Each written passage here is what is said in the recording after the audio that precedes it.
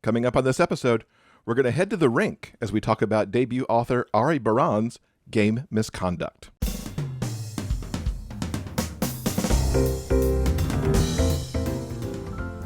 Welcome to episode 422 of the Big Gay Fiction Podcast, the show for avid readers and passionate fans of gay romance fiction.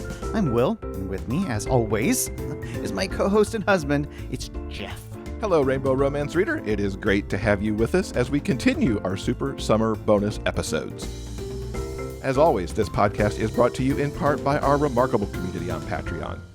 If you'd like more information about what we offer to patrons, including a monthly bonus episode that you can find nowhere else, and the opportunity to ask questions to our guest, just like Regency Fan 93 does in this very episode, go to patreon.com/biggayfictionpodcast. And let's get right into the interview. As soon as I saw the cover and read the blurb for game Misconduct, I knew I had to read it as soon as I could get my hands on it. And once I read it, I knew we had to have Ari Baran on the show to talk about it. Ari tells us how this came to be their debut novel, how they became a hockey fan and how deeply invested in the game they are, and how they decided to build their hockey league in the way that they did. Truly an impressive thing that they've done there. Make sure to stick around after the interview, too, for my review of game Misconduct. Ari, welcome to the podcast. It's so wonderful to have you here to talk about game Misconduct. Thank you so much. I'm excited to be here. I love this book so much. I just was like, this is like one of the best things I've read in hockey romance. Thank you. But before we get in and make you tell us all about the book from your point of view, I'd like to know a little bit more about you. This is your debut novel. Yes. What got your writing journey started? So I've always been writing. My mom still has these little notebooks that she would write, like when I was like 2 or 3 years old, like even before I could really hold a pencil, I would dictate little like stories about animals and princesses and all kinds of knights and stuff to her, and she would write them down for me. And I've just always been writing since then. Once we got our first computer, I would type my own stories, and then this is probably pretty embarrassing, I shouldn't admit it, I started writing Redwall fan fiction as a preteen. And I've just always had stories. And when I went to college, I was an English major with a writing concentration. Yeah. And so I've always been working at my craft, I guess. And this Game Misconduct is my first published novel, but I have a lot of other ones sitting in the drawer. Put it that way. And your bio mentions that you're also very into fantasy. And I think the fantasy side came out when you were talking about some of the stuff that you were writing as you very first started out. Yeah. How did you land on contemporary hockey romance versus something with the fantasy kind of angle to it?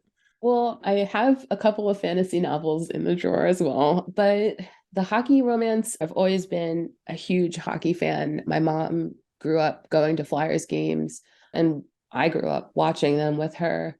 One of my first like big sports memories was like the Eric Lindros draft drama. And so I've always been interested in it. And I had written this book. I had started writing Game Misconduct I started writing B's book was the first one that I started with. And that was in like 2017 or 2018. For various reasons, I didn't end up finishing that book. But I did at the same time, I skipped ahead and finished Game Misconduct because it was just easier to finish. And then I kind of sat on it for like a long time. And I had picked it back up again last year and started editing it just because it was one of my most complete works and one of the ones I thought I had maybe a chance of getting a bite from an agent. And then through hockey and writing Twitter, I befriended Kate Neri, who was kind enough to offer to look at the manuscript for me and see what she thought. And then everything sort of ended up falling into place where I ended up submitting to Deidre Knight, and she wanted me to revise and resubmit. So I did that. And then pretty much once we went on sub, a week later, I had the offer, and it was just all sort of happened really fast. So it was just, I had taken a detour away from fantasy, and I was like, I want to write about some hockey messes. Like, this is really fun. And then I just sort of stepped away from it for a long time and came back, and it all just worked out. And I was still sort of like flabbergasted that it went the way it did. I'm glad it went the way it did. Thank you. What led you to go from having all of this writing sitting in your drawer to I'm going to give a go at this? I've friends with a lot of other writers, and I've watched them all go through their writing journeys, and some of them have had like super frustrating experiences. I had one friend who had one pen name and ended up having to completely abandon it and pick another one because her experience with her publisher had been so bad. And then obviously Kate, I watched her, getting her novels out there, and I'm always like super excited for my friends, and then I'm like, why aren't you trying to do this too? It's just, I had gone through the querying process with two prior novels, and it was really tough. And granted, they were not great novels, probably the sort of books that like they have their moments, but overall I could see why nobody picked them up. But I was just watching all my friends having this success, and I was getting frustrated with myself because I've wanted to do this for such a long time. And I guess, and I'd been afraid to try to do it, I guess. And so finally I was just like, for your New Year's resolution, get your rear end gear, just try it again. If it doesn't work out, it's fine, but at least you'll know that you took a concrete step towards doing something. And then when I took the concrete step, it was sort of like falling off the cliff, and everything just like snowballed from there, which is probably a good thing because I probably would have chickened out and then like ended up waiting another 20 something years or whatever it was before. You mentioned your mom and the interest in the Flyers. What is it about hockey for you that makes it like the sport that you're following and the sport that you're into? Well, so originally it was just because the speed really appealed to me. Like baseball always struck me as way too slow. Basketball always struck me as like way too fast. Like it was way too back and forth. And hockey just was kind of like the right medium for me to like get my interest. And the appeal of a bunch of guys on the ice just moving so fast and how physical it was, and just some of the level of like play really appealed to me. And then as I got older and got more interested in other aspects of the sport, it was the culture and just kind of how screwed I hate to say screwed up, but how screwed up it was that really started to interest me even more. And so I was reading a lot of biographies and articles from players talking about their experiences, and especially their experiences with their mental health, both during and after the game ended, like when they had to retire. And so there was sort of a unique combination of the sport is so much fun to watch, the culture is so messed up, and there's so many interesting aspects as somebody who's interested in like the psychology of characters that you can just sort of like dig in there to really explore what makes these people tick. And you've done a lot of exploration on that. Your website has 7 pages of hockey bibliography, which is incredible. It's a little bit insane, I know. But insane in the best way, I think, because it really shows that you're really invested in the sport. And I think that comes through in the book too. Yeah. Which is nothing against hockey romances that I've read where I know that the authors only have passing like enjoyment of the game. But you can tell you're like mega into it, which I just really loved. Thank you. Yeah, I'm just the kind of person that like when I get really interested in something, I get like hyper fixated and I just want to know everything and understand everything. And if I don't, then I end up doing a lot of reading. And I have to ask, it connects to your bio. There's a line in your bio that says you might spend your non-writing time researching incredibly niche interests. Yeah. So beyond hockey, I have to ask what some of those might be. I'm going to rattle off a list, and it's again, this will probably sound like kind of nutty. So like medieval history generally, but especially like hunting and falconry and peasant rebellions, epics and epic histories like the Kalevala and the Heimskringla and like the Icelandic sagas, Jewish folklore and history, and like specifically I'm really interested in like Jewish gangsters from like the 20s to the 40s. There's a lot of really cool writing about that. Failed polar explorations, like 1800s whaling, history of punk music and heavy metal, like black metal specifically, cults, forensic psychology, like anything that's like weird space stuff, like quasars or ice moons with oceans. And then the last one I had was like Victorian history, but specifically like the development and modernization and deployment of their police force and the social stratification and like horrific poverty in London. Like there's this guy, Henry Mayhew, who wrote this multi-volume journalistic thing called London Labor and the London Poor. And I was like obsessed with those books in college. And then also like the gay subculture and like of the time and like how all of those things intersected. So like this is the kind of person I am. Like I just my external hard drive is just like a tree trunk ring of like PDFs. Like you can see what I was interested in at like any given year. That is such an image that forms in my mind of the hard drive being the tree ring. Yeah. Yeah. Those are wildly diverse. I kind of love that it's not just down any one thing, but Oh there's no, I'm like, historical and space and yeah. Like if love there's it. something that catches my interest, like I'm gonna learn about it. Can give you fodder for a ton of books, that's for sure. Yeah. Yeah, it definitely does. And I will tell you this, I have at least one book idea for almost everything in that list. Can't wait to see how you evolve and grow from this first Thank novel and you. what comes after it. Let's dig into Game Misconduct. Tell everyone what your elevator pitch is for this book and what Mike and Danny are all about.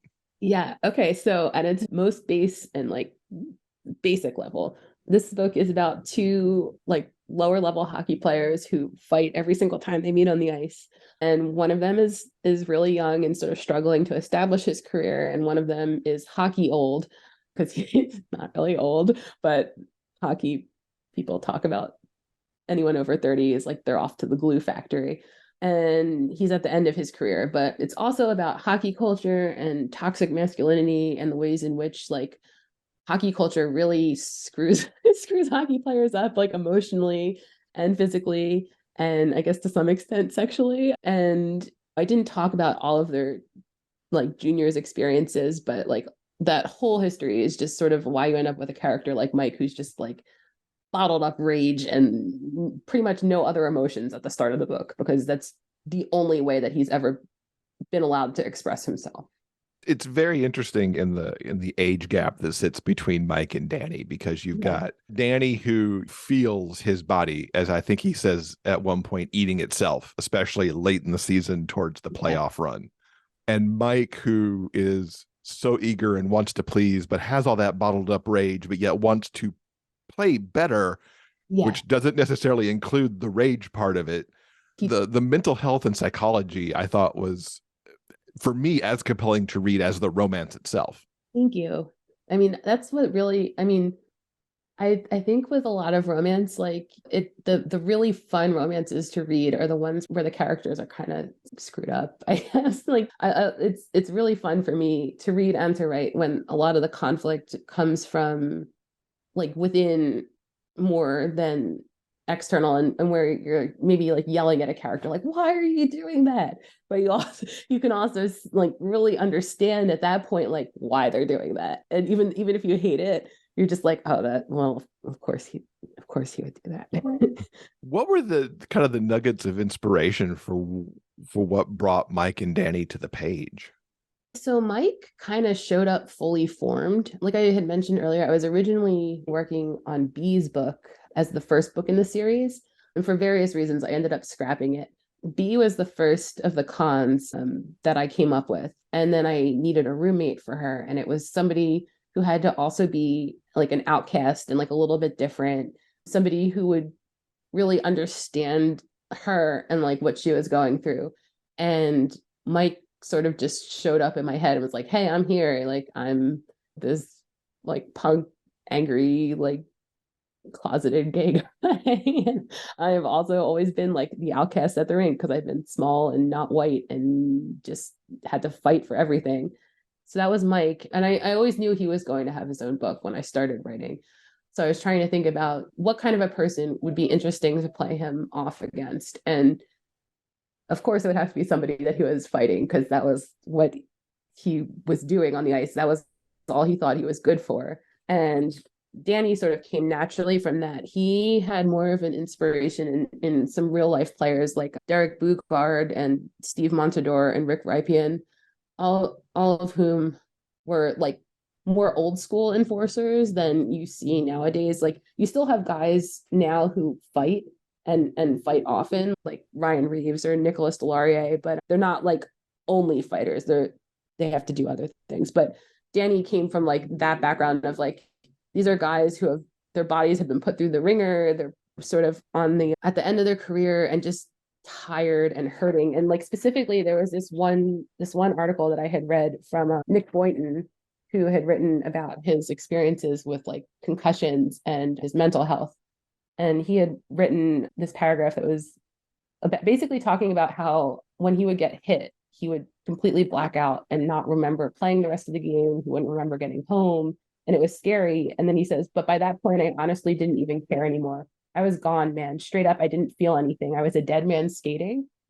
He was killing himself for a paycheck. And I was like, that's my guy. Like that's Danny. But from there, then it's like, well, he's not just this kind of a guy. He loves his family and he just feels too ashamed to talk to them. And everything sort of just came from there. It just sort of builds naturally on itself.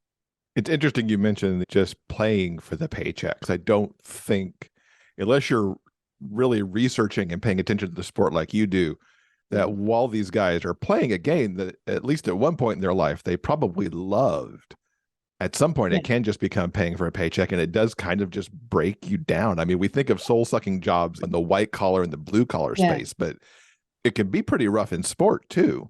Yeah. And it really, like, a lot of, not for everybody, but definitely for some players, it's just they've had the bad luck of having the injuries or they've been traded to places that they don't like, and at a certain point you're just forcing yourself through it. And that's always been, like, I hate to say interesting to me, but it's always been really interesting to me. So. You mentioned the family aspect too, especially for Danny. Both of these guys have interesting takes on their families and interesting family dynamics in play. Yeah. And I really felt for Danny's family because they worry about him a lot because they know what's going on. Yeah. They suspect, but they haven't, especially his older sister, she suspects. She doesn't know and hasn't confirmed. And that's partially because he's been pulling away. He doesn't want them to know because he's so embarrassed by how bad things have gotten, and he's too proud to ask for help. And at first anyway. And so they're all sort of hovering around the edges, like something's going on, but we don't know what it is. And he won't let us in to know. And they're trying to be respectful of him as an adult, but also as people who really genuinely love him so much. It's just like torture watching this. And yeah, I felt kind of bad for putting them through the ringer like that. But his whole extended family were some of my favorite characters to write too. Yeah, I loved his sister and the fierce love that she has for her brother. The other thing that intrigues me with what you have here, because Mike and Danny are on different teams. I mean, they're big rivals and have been for a long time. But being on different teams means that they're not in the same place a lot. So you had to build a romance where your primary characters don't get together a lot. And when they are together, they likely don't have a whole lot of time because they may have to travel to the next place. How did you look to deal with that to kind of give us what we want? Because we want to see the guys together, but then also create these amazing conversations between them when they're not. I kind of really handicapped myself there with that one. And so when I was planning out the book for my hockey books, especially, when I'm outlining, I do it by month.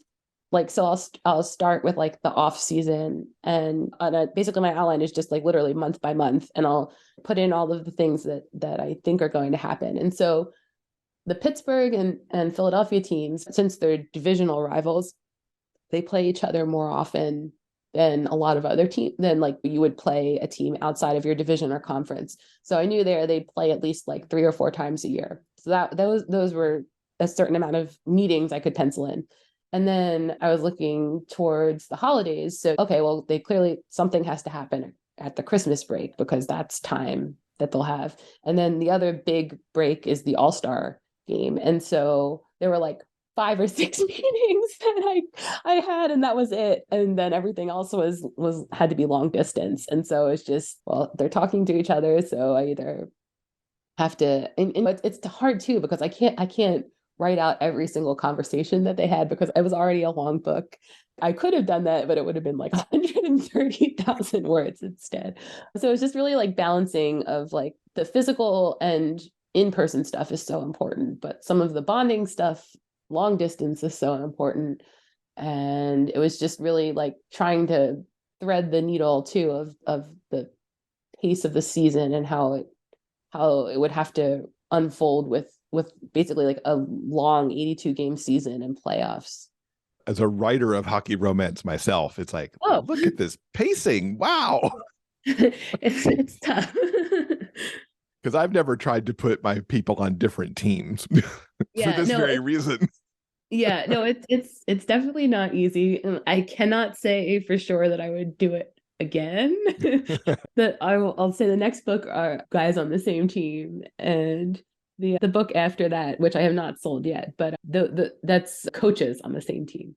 Oh, So cool. definitely easier to have them spend more time together. Yeah, absolutely. So we've got to talk about B. I absolutely love her. I love that you've written her book. I hope we get to see it someday as Yeah. something, whatever that is. Maybe a newsletter short. Newsletter short, Yeah. whatever it is, I'm there for it. Thank you. I love so much that you've created this pro hockey league where a woman is a star player on the team. Yeah. What led to that? Because, I mean, in the world of contemporary romance, usually we're inside leagues that we all know and the structures that we know. And you took it, tweaked it, and even more, I love the fact that you didn't tell us why the league was that way. It just is. So I wasn't allowed legally to say NHL. It's Sure. basically the NHL. So her book was the first one that I was conceiving, and I just really wanted to write about a female hockey player, and I was trying to think about ways I could get her in there. And what I had come up with was, and female hockey players like Manon Rhéaume has played in a preseason game, but it's almost always goalies because it's the size differential and the strength differential isn't as marked there. But I really wanted to write a skater, and I really wanted her to just be like this gigantic, like really strong, really tough, like super talented woman. And I was thinking like she'd have to be so good to even squeak getting into it. And maybe it's not realistic, but that's what I wanted to write, and that's what I wrote. And she's drafted, even though she's this amazing player, she's drafted in the 5th round, and everyone is like, "Oh, it's just a publicity stunt. They're the worst team in the league. They're only doing this for the attention." And then she just comes in and blows everyone's socks off. And like maybe some of that is like some wish fulfillment, but it was really fun to write. And her character was just like really fun for me to conceive, like how as like she was always so self-contained, having to control her reactions because she wanted this so badly, and so many things were stacked against her. And she knew if she stepped like one foot out of line, then there goes the dream. And how would that like shape someone's personality? And so that was sort of where B came from. And for a variety of reasons, I didn't end up like fully finishing her book, and it was easier to market a new series as like just male romance instead of being like, well, the first one is a straight romance, but then we're going, because there's not always like a ton of crossover between audiences. Mm-hmm. But she kind of just showed up there and was like, write about me. And I'm glad I was able to keep her in Game Misconduct as well, because I really just I love her too. She's a great sounding board for Mike. She doesn't suffer any of his foolishness. Yeah. She'll put him straight, but she's also there for him too. Yeah. It's a wonderful friendship they've got on page. Thank you. Yeah, I really enjoyed writing that as well, because they're both like very different people and very like, she's very stoic and serious, and he's just kind of like he starts off as like a very angry, secretive mess. And but from the beginning they had that, like they both understood each other on like a very fundamental level as people who had been really like outcasts for most of their lives and fighting to make it. And then the fact that they were able to make it together, I think really cemented their bond. And I really enjoyed writing those scenes too. So. Yeah. I have to say that Mike's growing self-awareness and as he gets more in touch with his emotions really broke my heart sometimes. Like when he's going through these things of like, how do people deal with this feeling thing all the time? Like, oh, dude, I just want to put you in a hug for a minute. I know he probably wouldn't have appreciated the hug at first, but like a little bit of a spoiler, there's a scene in the next book where he has to comfort somebody and like does like an awkward like they're there like pat hug to them, and like he's the one hugging somebody else, and I was like, he's made it, that he come full circle. That is some additional growth for Mike. I can't Yeah. wait to read that. Yeah. The last thing I'll say about B2 that I love so much is that she's in love with the team's goalie. And you Yeah. get little snippets of them. Yeah. It's just like, oh. Yeah, no, they're both like very weird, like serious people, and they bounce off of each other in like such fun ways. Like he from the beginning, Sakura like was just like in awe of her. Like the first that they had, she like was shooting at the net and like hit him in the cage, and from like not like basically it just like knocked him over, and he never really recovered. And he was really good because he let her grow and like be herself, but also like really was a very like steady presence at her back when she needed somebody to support her. And for his part, he's just like fascinated by her because she's just like unlike anybody he's ever met. But it was definitely like a fun dynamic to write for sure. What an amazing meet cute that you just pop a goalie in the mat. Yeah, right. Definitely like don't recommend it because head injuries are a serious thing. But yeah, that was their first like major interaction. The diversity in this book is amazing. I mean, you mentioned initially you classified Mike as small and not white. Yeah. None of your lead characters in this book really mirror hockey, which is very much predominantly, even in 2023, a very white sport. Yeah. You've got Mike, Japanese American. You've got Danny, who's Latino. You've got B, who is Black. Hockey is a predominantly white sport, but I did want to like there are players out there and more of them every year. Like there's Black women like Blake Bolden and Kelsey Colzer and Sarah Nurse, like all of whom have been doing like amazing things both on the ice and off. Like Kelsey Colzer is now coaching. She's like the youngest female head coach of a college hockey team. And then you get players like Quentin Byfield, who was drafted second overall, and Nick Suzuki, who's the captain of the Montreal Canadiens, and Austin Matthews is his mom is Mexican. The players are out there, and I just part of what frustrates me so much about hockey is how monolithic the culture is. And so when I was writing, I really wanted to highlight and emphasize like the facets of the game that aren't like that, because it's slowly changing. It's there and it's happening, and I really wanted to like celebrate and dig into that. What's a favorite scene that you'd put into game Misconduct? Oh boy, what is my favorite scene? I really liked pretty much like the moment that Danny realizes he's actually in love with Mike, which is the Christmas dinner where Danny's little niece Josie is like drawing all over Mike's tattoos. I just really liked the break from some of the really the angsty stuff, and here's Danny, like he's back in his family, and like Mike is the reason that he's back there, and Mike, who's like been this messy like rage ball like kind of jackass, is just like fitting right in and playing with his toddler niece, and it all just kind of like hits him right then. And I love that, and I also love that he's like, God damn it, like they really screwed this up. At the same time, I just feel like that whole like dichotomy is like very Danny, and like it's like a very fun moment to write. I'm so glad you picked that. I love the Thank Christmas scene, not only because of that moment where Danny's like, okay, I love this guy. Yeah. But also it's a completely different side of Mike. Yeah. Letting this toddler draw on him and fill in his tattoos. I kind of laughed, but I also had all the feels in my chest at the same time. Thank you. Yeah, it was really, and I knew from the beginning that when I was writing it, I was like, okay, well, he's got this empty space. It's like the Chekhov's gun. She's gonna draw something there.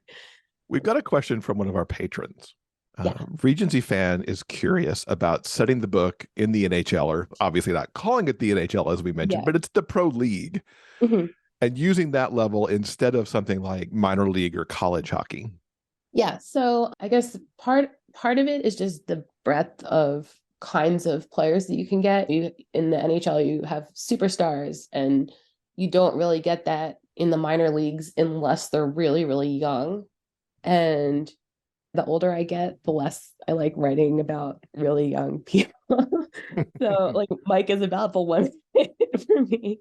So in the NHL, you can have like the superstars, you have just the regular middle six guys, you have the guys like Danny and Mike at the beginning of Game Misconduct who are at like the very bottom of the lineup. It's just there's so many options for skill level and experience that you don't necessarily get elsewhere. And yeah, like I said, I'm really too I like the older I get, the less I want to write about college. Mm-hmm. Regency fan also noted that they were very impressed with your hockey bibliography, and they actually added some books from that to their own TBR as they went through it as well. There's some like I said, I can't recommend everything on there, but it's comprehensive of what I've read. You kind of teased us a little bit about book 2 and a not yet sold book 3. Yeah. What can you kind of tease us more about what might be coming in this universe? Okay, so I always have a lot of pots on the stove. So delay of game, tentatively called that. I don't know if they're going to make me change it or not. That one is the second book. That's Singer and Reed's book. And that one is coming out November 2023 as of right now. We'll see how the edits go. I actually just started edits on it this weekend. And then the third book, which I have not sold, but which I have finished, is about coaches. And that one is set in Boston. And then I have like probably 6 books, like including Game Misconduct and Delay of Game. I have about 6 books in the series like sketched out. So if I get the opportunity to sell them, there's more where that came from. And then I also hopefully will be going on sub with an urban fantasy set in like the punk era in London at some point this year. And then I'm also working on an epic fantasy, which is nowhere near finished, but it's been really fun to write. I really like how you spread cross genre and not just subgenres of like romance, but moving all the way over to epic fantasy, which I feel like flexes different writing muscles than a contemporary romance would. Yeah, I will say that the epic fantasy is an enemies to lovers book. I really do enjoy like the antagonism and also attempted murder. Yeah, I was primarily, I sort of fell into romance accidentally, but I always consider myself like primarily a fantasy author. So yeah, I just like to keep busy, keep the brain going. What was it about romance that drug you into it to be the thing, or a thing rather, to write? I don't know. I mean, I really like digging into characters, like into their heads and psyches, and romance is a really fun way to explore how in Game Misconduct sense, like how really screwed up people can like sort of transcend, like learn and grow with each other. And you can do that in other books as well, but it's really the focus in romance. So I kind of was like, oh, I'll give it a try, and I really enjoyed writing it. And then that just happened to be the first thing that I was able to sell. And so now I guess I'm primarily a romance author, which is sort of a little bit weird, not something I thought I would ever say. My mom is heartbroken. She's not allowed to know my pen name or brag about me to like anybody. So Aw. yeah, it's just although I totally get it, but still. Yeah. Oh, my mom would do that.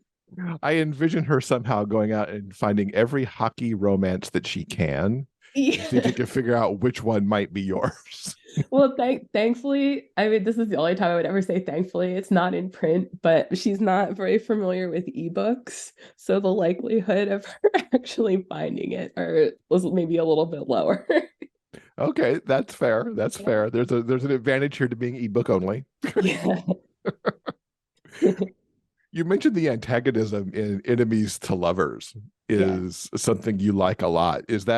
Are we going to see kind of similar Enemies to Lovers kind of play out in some of the other books, or are you going to use some other tropes in there? Well, so for Singer and Reed's book, I saw a couple of reviewers, people had picked up on whatever like weird codependent thing they had going on in the background, and so they are best friends to idiots to lovers romance.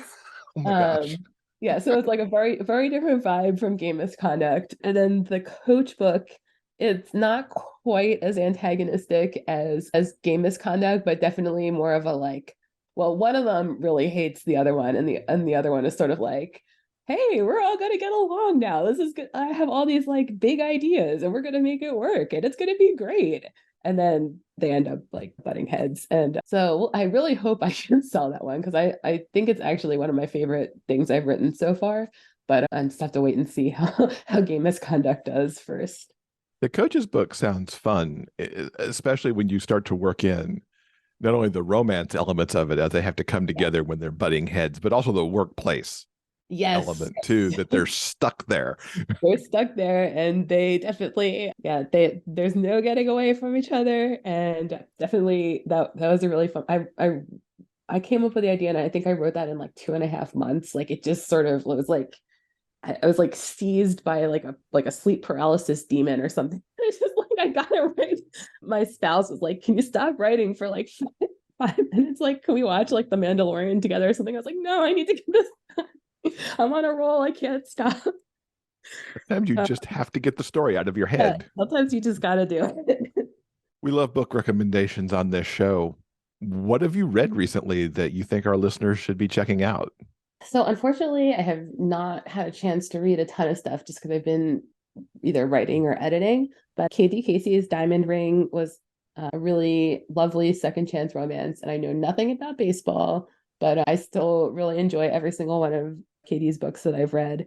So I would definitely recommend that one. And I have been reading for like the last 6 months Maya Dean's Wrath Goddess Sing, which is a retelling of like the Trojan War and the Ashiel like myth, and but like transgender and just like really imaginative and beautiful. And it's one of those books where I'm just like, I'm not fully smart enough to understand everything, and that's partially why it took me so long, because I was just like determined, just like I need to really digest this and give it my full attention. And it was really just, I haven't read anything quite like it, and I would highly recommend it. And then also I've been rereading John Branch's Boy on Ice, which is a biography of Derek Bugard. And it's really like a very sad book, but really like very well written. One of the best hockey biographies I think I have read in a long time. So definitely that's worth checking out if you're interested in some of the issues that end up coming through in Game Misconduct as well. Oh, excellent. And where can people keep up with you online to know everything that's happening as Game Misconduct comes out and then what's coming in the future? Yeah, so I am Ari Baran Writes at Twitter and Instagram. My website, aribaran.com. And I have a Substack that's linked there. I promise I won't spam you, but if you're interested, there's also a 16,000 word short story that you get access to for subscribing. So yeah, those are pretty much it. I'm not like a big social media guy, but I will occasionally be there posting about heavy metal and Game Misconduct news. It's a good combination. Some Yeah. music, some books. Well, Ari, it has been so great talking to you about Game Misconduct. I hope you find all the success with it and really can't wait to see what comes next. Thank you so much. It was really nice to talk to you. This episode's transcript has been brought to you by our community on Patreon. If you'd like to read the conversation for yourself, head on over to the show notes page for this episode at BigGayFictionPodcast.com. We've got links to absolutely everything that we've talked about in this episode. And thanks so much to Ari for coming to talk to us about Game Misconduct. You got the idea in the interview that I loved that book so much, and I really enjoyed the opportunity to sit down with Ari to get to talk about it a little more in detail. I want to take just a few minutes to tell you a little bit more about this book. You know I always love to read hockey romance. And it's kind of interesting that lately it's the hockey romances that have provided me some of my more angstier reading, with Rachel Reed's Game Changer series, as well as the collaboration between L.A. Witt and Anna Szabo. This debut from Ari fits perfectly on my shelf alongside those authors. Game Misconduct is a great enemies to lovers, age gap romance that, as you heard, takes place in a hockey league that I really wish existed in the real world. Mike and Danny fight. This has been true since the very first time they met on the ice, which of course happened in Mike's first game with the Philadelphia Constitutions. Mike was looking to prove himself, and going after the league's biggest enforcer seemed the perfect way to do it, even though Mike lost big time that fight. Now every time the Cons meet up with the Hornets, a fight between the two is a given. The summer after Mike's first season, though, had that unexpected twist when he encountered Danny off the ice while Danny was outside a restaurant smoking a cigarette. The encounter went from trash talk to a quickie hookup. Much more of a meet-hate than a meet-cute, but that moment in that alley put those two on a trajectory that they could have never imagined. Not only is this book enemies to lovers, Mike and Danny have a lot of internal baggage to overcome too. No matter what he accomplishes, Mike never feels that he's good enough and that he's got to always prove himself in some way. It's part of why he fights. Mike's got some family issues too. Danny battles depression, plus some drug and drinking problems that have a root in an injury he had some years ago. He is desperate to make it through to retirement age. Neither Mike or Danny feels like they're relationship material either, as all the feelings that they have are just a bit too much for them. Yes, this is a lot of angsty material, and I would advise you to read the content warnings for the book to determine if you're in the right headspace for this book. What I'll say, though, is that Ari managed everything with a perfect touch. They dig deep on Mike and Danny and why they are the way that they are. One of the things I loved about this book so much is the amount of time Danny and Mike talk as they slowly move away from being enemies. There's a lot of texting, phone calls, FaceTime. It's not easy, and sometimes they say the wrong thing and then have to sort out how to apologize. There's also the realization that they have strong feelings for the other, and they're not really sure what to make of that or how to act on it. This is one of those spots that the internal monologues these two have are so great and just as good as what they actually say to each other. On their way to saying, "I love you," there's a strong desire to help the other. It's not about fixing, but about giving support and encouragement. Danny worked with Mike, even though he's an opponent, to help improve Mike's game and showing that he doesn't have to fight all the time. And Mike nudges Danny towards getting help with his addictions, along with working on some of his other physical and mental health issues. Watching these two become better versions of themselves while falling in love was absolutely beautiful. I love so much how Ari brought readers complicated, bruised, and battered characters and gave them a wonderfully satisfying story. Like I mentioned while talking with Ari, I love the world they created.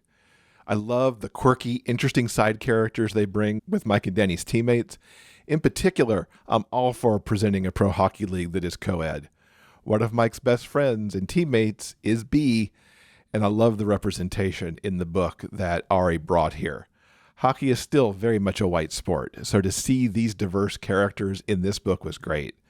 Plus, to have the leading scorer on the Cons be a black woman was absolutely outstanding. More of that in the real world, please. I look forward to what Ari does next in this series and in other books, because this is an outstanding debut. If hockey romance is your thing, or if enemies to lovers is your thing, I highly recommend Gay Misconduct by Ari Baran. All right, I think that'll do it for now. Coming up next Monday, Anna Marie and Elliot McLemore will be here to talk about their latest, Venom and Vow. This is a terrific fantasy novel, and we're going to hear all about this first-time collaboration for these two. You won't want to miss this conversation that we recorded live at Capitol Books right here in Sacramento. Thank you so much for listening, and we hope that you'll join us again soon for more discussions about the kinds of stories we all love, the big gay fiction kind. Until then, keep turning those pages and keep reading. Big Gay Fiction Podcast is part of the Frolic Podcast Network. Find more shows you'll love at frolic.media/podcasts. Original theme music by Daryl Banner.